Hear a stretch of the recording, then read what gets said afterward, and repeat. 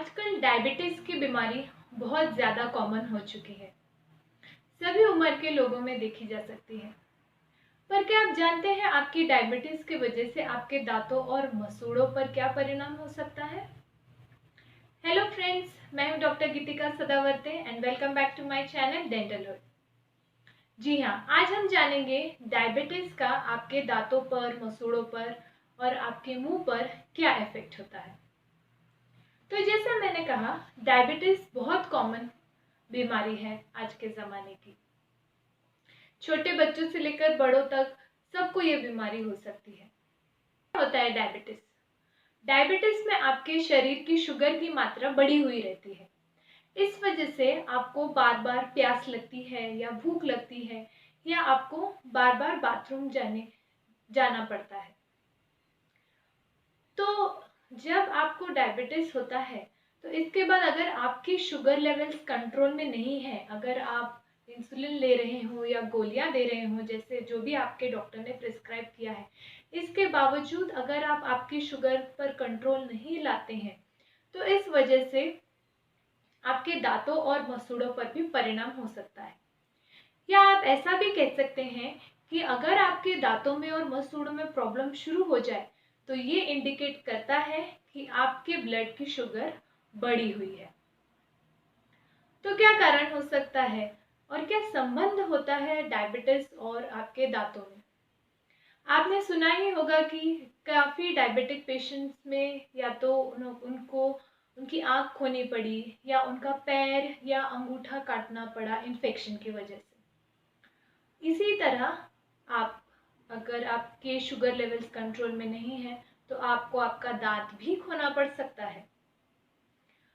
तो इसकी वजह ये है कि जो डायबिटिक पेशेंट होते हैं उनमें एथेरोस्क्लेरोसिस होता है, यानी कि उनकी जो खून की नलियां होती हैं, ब्लड वेसल्स होती हैं, वो बारीक होती जाती हैं शुगर या ग्लूकोज के जमा होने के कारण। इस वजह से किसी भी ऑर्गन को या किसी आपके बॉडी पार्ट को खून ठीक से पहुंच नहीं पाता और वहाँ पे जो टॉक्सिन्स जमा हुए हैं वो वहाँ से निकाले भी नहीं जाते ठीक तरीके से। तो इस वजह से उस पार्ट में टॉक्सिन्स की मात्रा बढ़ती जाती है और इन्फेक्शन के चांसेस बढ़ जाते हैं। इसी कारण से उनका पैर या आँख या अंगूठा निकालना पड़ सकता है। तो यही सब होता है आपके मसूड़ों में भी। आपके मसूड़ों तक ठीक से खून पहुंच नहीं पाता है और वहाँ पे इन्फेक्शन के चांसेस बढ़ते जाते हैं और उसमें आपको सूजन की, दर्द की और खून आने की शिकायत शुरू हो जाती है। अगर आप रेगुलरली ब्रश नहीं करते हैं, रेगुलर डेंटल चेकअप नहीं करवाते हैं, तो आपके दांतों में प्लाक जमा होने लगता है, बैक्टीरियल लोड बढ़ जाता है। इससे आपके मसूड़ों की प्रॉब्लम शुरू हो जाती है और इसके बाद भी अगर आप ध्यान नहीं देते, ट्रीटमेंट नहीं करवाते, तो यही इन्फेक्शन मसूड़ों के और अंदर फैलता जाता है, आपके हड्डी तक पहुंच जाता है और फिर आपकी हड्डी गलने लगती है, उसमें और इन्फेक्शन और पस होता है, सूजन आती है और फाइनली आपका दांत हिलने लगता है और एक बार आपका दांत हिलने लगेगा तो उसे निकालना ही पड़ेगा। तो ये एक बहुत लॉन्ग प्रोसेस है, इसलिए हर डायबिटिक पेशेंट को अपने दांतों और मसूड़ों पर ध्यान रखना बहुत ज़रूरी होता है, क्योंकि थोड़े भी चेंजेस अगर आपको नज़र आते हैं तो इसका मतलब ये है कि आपकी शुगर शायद कम ज़्यादा हो रही है और आपको इमीडिएटली चेकअप कराना ज़रूरी है, आपका शुगर लेवल्स का भी और आपके दांतों का भी। दूसरी वजह डायबिटिक पेशेंट्स में ड्राई माउथ की काफ़ी शिकायत होती है, तो इसकी वजह से भी उनके दांत बहुत जल्दी सड़ सड़ जाते हैं या उनमें सड़न बढ़ने लगती है।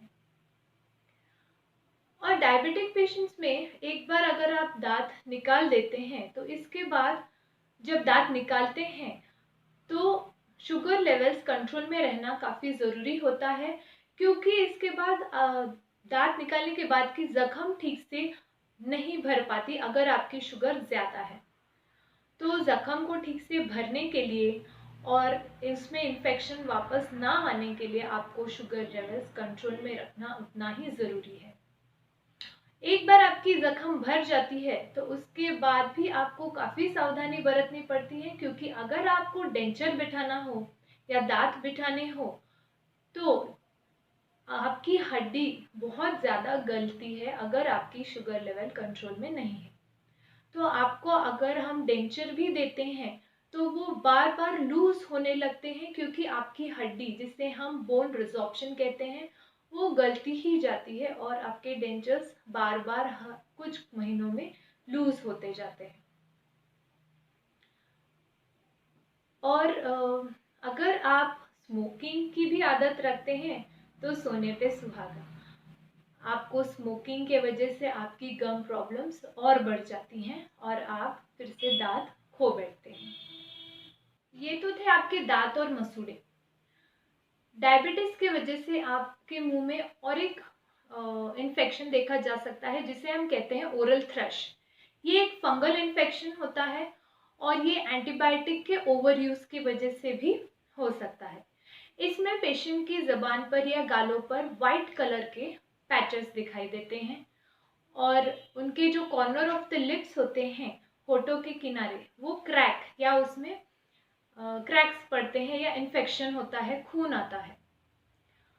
और डायबिटिक पेशेंट में और भी मुंह के प्रॉब्लम्स हो सकते हैं, जैसे बार बार छाले आना, मुंह में जलन होना, या फिर बहुत ज़्यादा गम इन्फेक्शन या ड्राई माउथ होने की वजह से मुंह से दुर्गंध आने की शिकायत कॉमन है।